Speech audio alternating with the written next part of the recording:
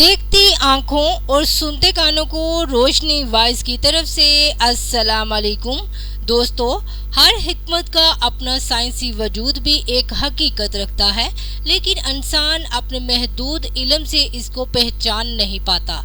इस्लाम और साइंस को मुतसादम करार देने वालों ने तो ये यकीन कर रखा है कि इस्लाम जिन हकीकतों की जानिब इशारा करता है इन्हें खोल कर बयान भी करता है। ये नाउज़ बिल्लाह फर्जी है, हालांकि ये लोग फर्ज अल मर्ज में गिरफ्तार हैं। इनकी कोताबीनी और तंग दिली इन्हें इस्लाम को समझने नहीं देती। जैसा कि कुरान में बेटों और बेटियों की पैदाइश के बारे में अल्लाह का फरमान है, कहो जिसे चाहे बेटा दे, जिसे चाहे बेटियां। इस पर मेडिकल साइंस पर ईमान रखने वाले कहते हैं कि मेडिकल साइंस ने तो इस पर ज्यादा तफसील बयान कर रखी है कि बच्चों की जन्स पर एक्स और वाई क्रोमोसोम क्या अहमियत रखते हैं और इस पर किसी को कुदरत नहीं है। हालांकि यही नजरिया 1400 साल पहले रसूल करीम सल्लल्लाहु अलैहि वसल्लम ने खोल कर बयान कर दिया था। ये वाकया साइंसी तहकीक से बहुत पहले का है, जब बच्चों की पैदाइश को जांचने के लिए कोई लेबोरेटरी टेस्ट वगैरह मौजूद नहीं थे। ये इल्म अल्लाह ने अपने नबी को अता किया था। आपने यहूदियों के इस गिरोह के सवाल पर यह हकीकत बयान फरमाई कि लड़की और लड़के की पैदाइश में औरत के बेजे और मर्द के जरासीम क्या किरदार अदा करते हैं।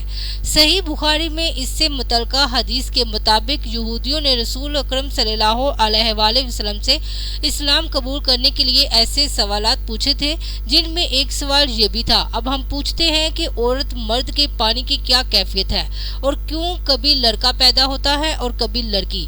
आपने फरमाया, सुनो, मर्द का पानी गाढ़ा और सफेद होता है और औरत का पानी पतला और जर्दी माइल होता है। जो भी गालिब आ जाए उसी के मुताबिक पैदाइश होती है और शिबा भी। जब मर्द का पानी औरत के पानी पर गालिब आ जाए तो हुक्म अलैहि से औलाद नरीना होती है, और जब औरत का पानी मर्द के पानी पर गालिब आ जाए तो हुक्म अलैहि से औलाद लड़की होती है। दूसरी हदीस के अल्फाज यूं हैं, जब मर्द का पानी औरत के पानी पर सबकत कर जाता है तो लड़का पैदा होता है, और जब औरत का पानी मर्द के पानी से सबक ले जाता है तो लड़की पैदा होती है। ये जवाब सुनते ही यहूदियों के सरदार ने इस्लाम कबूल कर लिया था।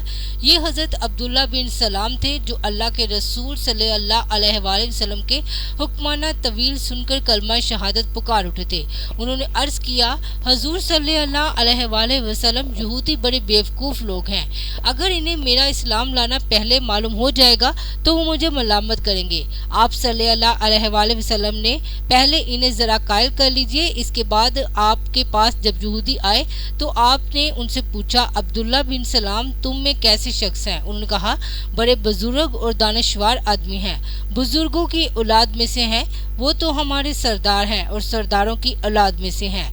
आपने फरमाया, अच्छा, अगर वो मुसलमान हो जाएं तो फिर तो तुम्हें इस्लाम कबूल करने में कोई तामुल तो नहीं होगा। कहने लगे, आउज़ बिल्ला, वो मुसलमान क्यों होने लगे?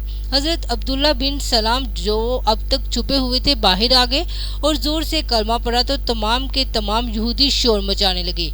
ये खुद भी बड़ा है, इसके बाप दादा भी बुरे थे, ये बड़ा निचले दर्जे का आदमी है, खानदानी कमीना है।